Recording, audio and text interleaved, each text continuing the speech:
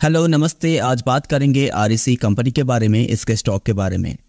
इस वीडियो में इस कंपनी का डिटेल्स फंडामेंटल एनालिसिस करेंगे और टेक्निकल एनालिसिस करेंगे। आप अगर 2024 में इस स्टॉक पे निवेश करना चाहते हैं या ऑलरेडी आप निवेश करके रखे हैं तो ये वीडियो आपके लिए बहुत काम की होने वाली है। सबसे पहले यहाँ पर skinner.in साइट पर आप देख सकते हैं आरईसी लिमिटेड का जो मार्केट कैपिटलाइजेशन है वो है 1,33,793 करोड़। ये एक लार्ज कैप कंपनी है। ये कंपनी जो है इलेक्ट्रिक पावर कंपनी को फाइनेंस करता है और इस कंपनी का जो पीई रेशियो है, प्राइस टू अर्निंग रेशियो है, वो है 9.14। ये बहुत ही कम है क्योंकि पीई रेशियो किसी कंपनी का जब 12 से 20 के आसपास होता है तब निवेश करना सेफ माने जाते हैं। उसका स्टॉक प्राइस चीफ है ये माना जाते हैं। तो यहाँ पर पीई रेशियो बहुत ही कम है। आगे जाकर इसका प्राइस को लेकर बात करेंगे। और यहाँ पर आप देख सकते हैं ये जो कंपनी है हर साल अपने निवेशकों को 3.15% के हिसाब से डिविडेंड प्रदान करता है। इसका डिविडेंड यील्ड बहुत अच्छा खासा है। बहुत ही कम ऐसा कंपनी है जो इस तरीके से इस अमाउंट पे डिविडेंड प्रदान करता है अपने निवेशकों को। और यहाँ पर आप इस कंपनी का आरओसी देख सकते हैं, रिटर्न ऑन कैपिटल एम्प्लॉयड, वो है 10%। ये थोड़ा कम है। 20% से ज़्यादा होता तब बिजनेस को अच्छा माना जाते हैं, उस कंपनी को स्ट्रॉन्ग माना जाते हैं। क्योंकि आरओसी का मतलब ये होता है किसी कंपनी के पास जो टोटल कैपिटल है, जो टोटल एसेट है, उसको यूज़ करके इस्तेमाल करके कितना अच्छा खासा पैसा सालों भर में जनरेट कर रहा है ये देखा जाते हैं। लेकिन यहाँ पर अपने कैपिटल को यूज़ करके ओनली 10% जनरेट कर रहा है। 20% से ज़्यादा होते हैं तो उसको अच्छा माने जाते हैं निवेश के लिए।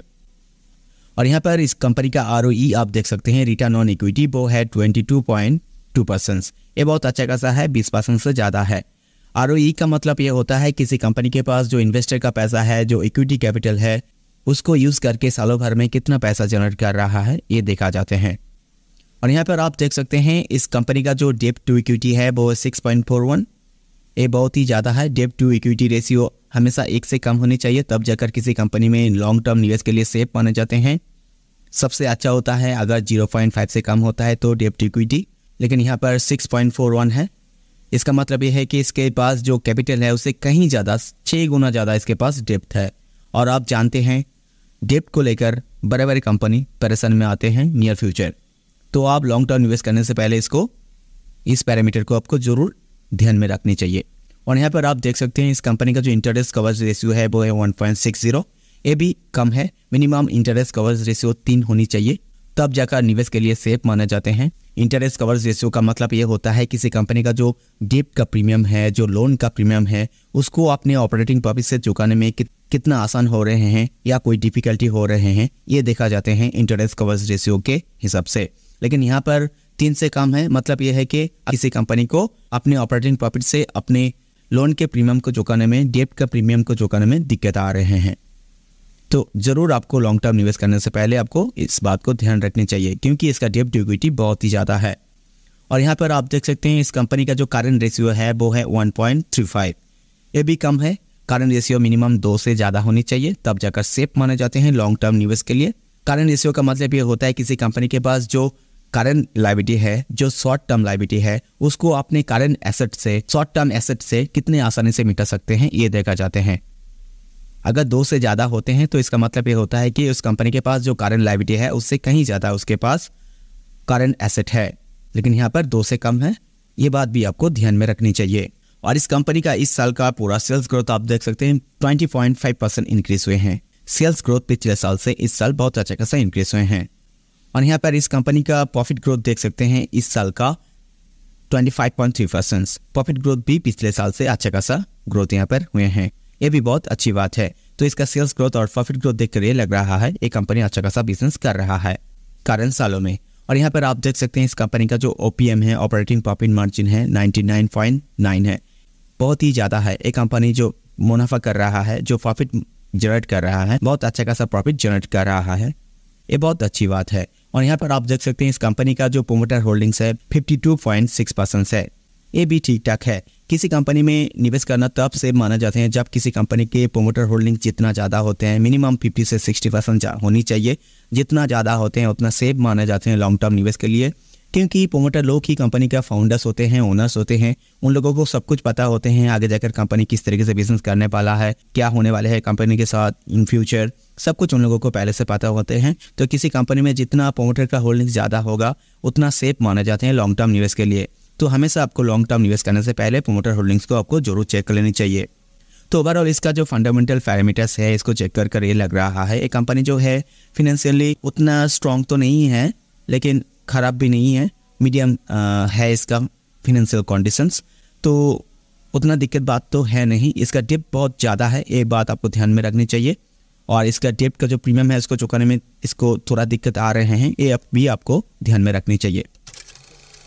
यहाँ पर आप देख सकते हैं REC लिमिटेड का माली चार्ट।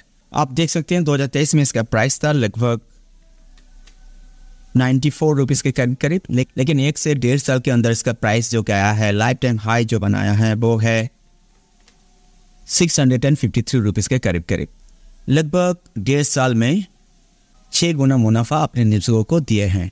तो अच्छा खासा प्राइस मूवमेंट यहाँ पर देखने को मिले हैं, बहुत सारे प्राइस मूवमेंट इसका हुए हैं। आपको अगर वीकली चार्ट पर इसका प्राइस एक्शंस को दिखाएं तो आप समझ सकते हैं नियर फ्यूचर इसका प्राइस किस तरफ जा सकते हैं या किस लेवल पर रह सकते हैं।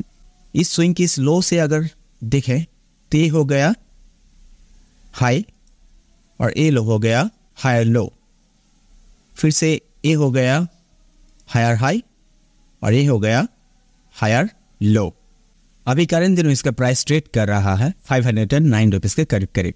तो बात आती है नियर फ्यूचर इसका प्राइस किस तरफ जा सकता है। सबसे पहले यहाँ पर आप देख सकते हैं ये जो हायर लो है ये बहुत इंपॉर्टेंट क्रूशियल लेवल है, एक इंपॉर्टेंट सपोर्ट लाइन है जो है 483 रुपीज़ के करीब।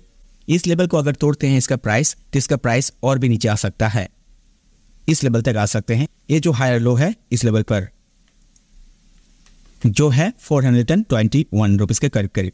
और अगर इसका स्टॉक प्राइस ये जो हायर हाई है, लाइफ टाइम हाई है, इसको अगर तोड़ देते हैं जो है 653 रुपीज़ के करीब, इसको अगर तोड़ते हैं, इसके ऊपर अगर इसका प्राइस क्लोजिंग देते हैं हाई ब्राउन के साथ तो इसका प्राइस जो है और भी ऊपर जा सकते हैं। तो आपको अभी देखना है इसका स्टॉक प्राइस ये जो सपोर्ट लाइन है इसको तोड़कर नीचे आते हैं या यहाँ पर एक सपोर्ट लेकर फिर से दोबारा से इस लाइन के ऊपर जाते हैं, आपको देखना है। यहाँ पर अगर रिजेक्शन मिलता है स्टॉक को एक डबल टर्म बनाते हैं तो फिर से दोबारा से ये जो रेंज है यहाँ पर आ सकता है, और अगर इसको तोड़ कर ऊपर जाते हैं इसका प्राइस हाई वॉल्यूम के साथ तो इसका जो प्राइस का मोमेंट है वो फिर से कंटिन्यू हो सकता है, वो अप ट्रेंड रह सकता है, एक हायर हाई बना सकता है। इसका स्टॉक प्राइस अगर इस सपोर्ट लाइन को तोड़ते हैं तो इसका स्टॉक प्राइस यहाँ तक आ सकता है 423 रुपीज़ के करीब। ये बहुत इंपॉर्टेंट सपोर्ट लाइन है। तो आप बात आती है आप अगर लॉन्ग टर्म इन्वेस्ट करना चाहते हैं तो किस लेवल पे एंट्री लेना सेफ रहेगा। तो चलिए आपको दिखाते हैं फिबोनाची रिट्रेसमेंट के हिसाब से। यहाँ से अगर इस हाई तक सिलेक्ट करें फिबोनाची रिट्रेसमेंट को तो आप अच्छी तरीके से समझ पाएंगे। ये जो जोन है 50% करेक्शन जो है 50% करेक्शन लेवल जो है जो होता है 349, इस लेवल पे आप अगर निवेश करेंगे तो आपका इन्वेस्टमेंट वैल्यूआई होगा, आप सेफ रहेंगे। और भी अच्छा होगा आप अगर 61% लेवल तक अगर वेट करते हैं जो होता है 333।